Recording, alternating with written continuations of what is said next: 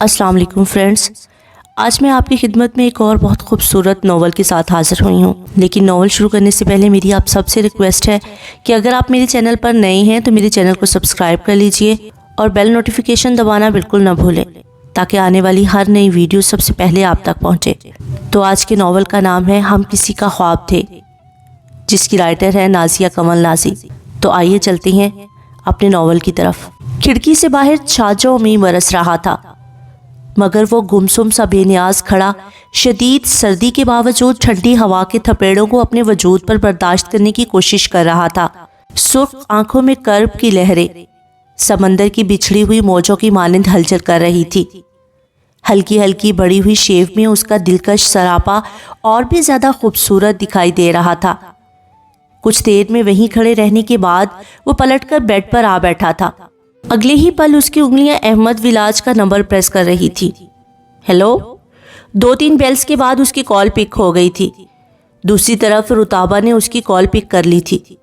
अस्सलाम वालेकुम, कैसी हैं आप? मैं ठीक हूँ, समरा कैसी है? उसके लहजे में गहरा इस्तराब था। रुताबा ने बेसाख्ता गहरी सांस भरी। अब तो ठीक है, बुखार नहीं टूट रहा उसका, क्योंकि चेकअप अच्छी तरह नहीं हो रहा उसका, मगर वो खुद ठीक नहीं होना चाहती।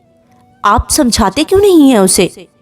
समझाऊंगा, रुताबा के कहने पर बहुत आहिस्ता से कहते हुए उसने राब्ता मुनक़ते कर दिया था।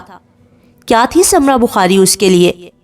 उसकी जिंदगी, उसकी सांस, या फिर उसकी मोहब्बत? वो इसके बारे में सोचना नहीं चाहता था, मगर वो सोच रहा था। कितनी अजीब बात थी कि जो लड़की धड़कन बनकर उसके सीने में धड़कती थी, उसी लड़की के लबों पर मुस्कुराहट बिखेरने में वो हमेशा नाकाम रहा था। उसे याद था बचपन में वो दोनों छोटी छोटी बातों पर कितना लड़ते थे। कभी कभी लड़ाई के दौरान वो इतनी शिद्दत से उसके बाजुओं पर काटती थी कि जख्म बन जाता था। अब भी उसके दाएं बाजू पर उसके दांतों के निशान जख्म की सूरत में रकम थे। वो वक्त के साथ उन जख्मों पर खुरिंडा आ चुका था, मगर ये अब भी उसकी रूह में रिश्ते हुए महसूस होते थे। केजी से लेकर मैट्रिक तक उन्होंने एक ही इंग्लिश स्कूल में तालीमी मदारज तय किए थे। ओजान उससे 1 साल सीनियर था, मगर पढ़ाई में वो उससे कहीं ज्यादा तेज थी। हर साल वो फर्स्ट पोजीशन लेकर पास होती थी, मगर ओजान 2nd या 3rd नंबर पर आता था। और अपनी उस जीत पर समरा बुखारी का खूबसूरत चेहरा जितने हसीन रंगों में घिर जाता, वो वाकई देखने के लायक होते थे।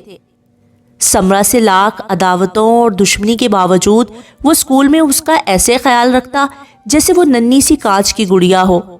कभी किसी लड़के या लड़की के साथ समरा की लड़ाई हो जाती और वो रोकर उससे शिकायत करने आती, तो ओजान एक लम्हे में हीरो बनकर उसे तकलीफ पहुंचाने वाले बच्चे को पीट कर रख देता। बचपन बहुत अच्छा गुजरा। वो लोग स्कूल से फारिग हुए तो घर वालों ने दोनों को अलग अलग कॉलेजेस में एडमिशन दिला दिया। समरा को ये कबूल नहीं था। तभी उसने रो रो कर आंखें सुजा ली कि पढ़ना है तो ओजान के साथ, वगरना नहीं। ओजान के लिए उसकी ये जिद काफी हैरानगी का बाइस बनी थी, क्योंकि वो दोनों एक दूसरे की जिद थे। दिन में 10 बार लड़ाई होती थी, फिर ये लगाओ। वो वाकई बहुत हैरान हुआ था, और अपनी इस हैरानगी को ख़त्म करने के लिए जब उसने समरा से उसकी ज़िद की वजह पूछी थी, तो उसने बड़े दुखी लहजे में उसे बताया था, आजी, तुम्हारे बगैर कॉलेज में मेरा दिल नहीं लगेगा। अच्छा, और अगर तुम्हारी शादी किसी और घर में हो गई तो वहाँ कैसे दिल लगेगा मेरे बगैर? वो देख सकता था कि समरा उसके सवाल पर बेहद परेशान हुई थी। नहीं, मैं किसी और लड़के से शादी नहीं करवाऊंगी, ना ही इस घर से दूर जाऊंगी।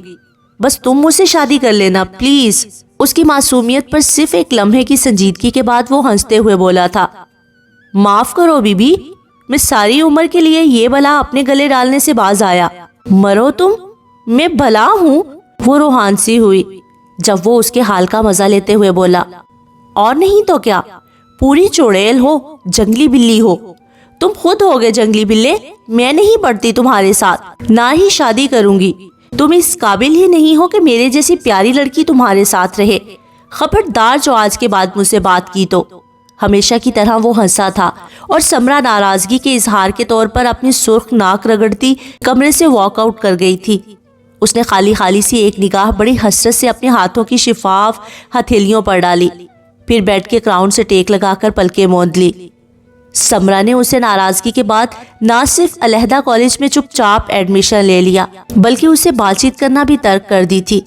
اوزان جانتا تھا کہ وہ اس سے زیادہ دن ناراض نہیں رہ سکتی، لہٰذا بڑے مزے سے بے نیاز بنا اس کا دل جلاتا رہتا تھا۔ وہ چونکہ اپنے والدین کا اکلوتا بیٹا تھا لہٰذا تھوڑا بگڑا ہوا بھی تھا، جبکہ سمرا جو اس کی چچا زاد تھی 3 بہنیں تھیں۔ سمرا سے بڑی عائشہ آپی کی شادی کچھ عرصہ قبل ہوئی تھی۔ سمرا اس سے چھوٹی تھی اور اس سے چھوٹی رتابہ تھی جس کے ساتھ اوزان بے حد فری تھا۔ وہ بھی سمرا کی بجائے ہمیشہ اوزان کی سائیڈ لیتی تھی اور خود کو اسی کی سگی بہن مانتی تھی۔ سمرا اور اوزان کے والد اگر آپس میں بھائی بھی تھے تو ان کی مائیں بھی آپس میں اکلوتی بہنیں تھیں۔ یوں ان کے گھر کا امن و سکون قائم تھا اور سب مل جل کر بڑے پیار سے رہتے تھے۔ سمرا کے بارے میں اوزان کا اندازہ بالکل صحیح ثابت ہوا تھا۔ وہ اسے زیادہ دن ناراض نہیں رہ سکتی تھی۔ اس روز وہ گیم سے واپس آیا تو سمرا نے خود ہی اسے مخاطب کر لیا۔ آزی؟ وہ زیر لب مسکراتے ہوئے بے نیازی سے پلٹا تھا۔ ہاں کہو، ناول منگوانا تھا تم سے، لا دو گے؟ نہیں، مزے سے کہہ کر وہ آگے بڑھ گیا تھا جب وہ اس کے پیچھے لپکی۔ کیوں؟ آپ بھول رہی ہیں میڈم کہ مجھ سے آپ کی ناراضگی چل رہی ہے اور آپ نے خود مجھے بات نہ کرنے کا حکم سنایا تھا۔